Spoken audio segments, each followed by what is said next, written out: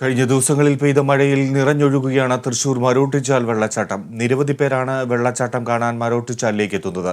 എന്നാൽ അപകട സാധ്യത മുന്നിൽ കണ്ട് സന്ദർശകർക്ക് കർശന നിയന്ത്രണം ഏർപ്പെടുത്തിയിരിക്കുകയാണ് വനം വകുപ്പ്.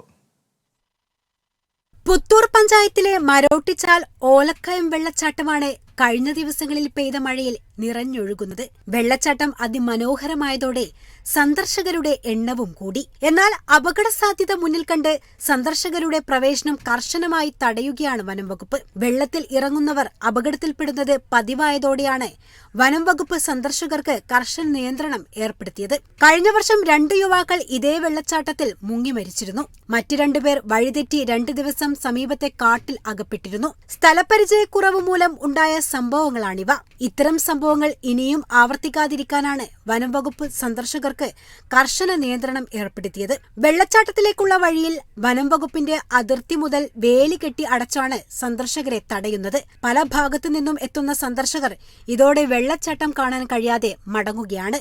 ആരെങ്കിലും അതിക്രമിച്ചു കടന്നാൽ അവർക്കെതിരെ കർശന നിയമ നടപടികൾ സ്വീകരിക്കുമെന്നും വനം വകുപ്പ് അറിയിച്ചിട്ടുണ്ട്. സന്ദർശകരുടെ ആവശ്യപ്രകാരം വെള്ളച്ചാട്ടം തുറന്നു നൽകാൻ വനം വകുപ്പ് സർക്കാരുമായി ബന്ധപ്പെട്ട് ആവശ്യമായ നടപടികൾ സ്വീകരിച്ചു വരികയാണ്. നടപടിക്രമങ്ങൾ പൂർത്തീകരിച്ചാൽ എല്ലാവിധ സുരക്ഷാ സംവിധാനവും ഒരുക്കി വെള്ളച്ചാട്ടം പൊതുജനങ്ങൾക്ക് തുറന്നു നൽകുമെന്നും വനം വകുപ്പ് വ്യക്തമാക്കി.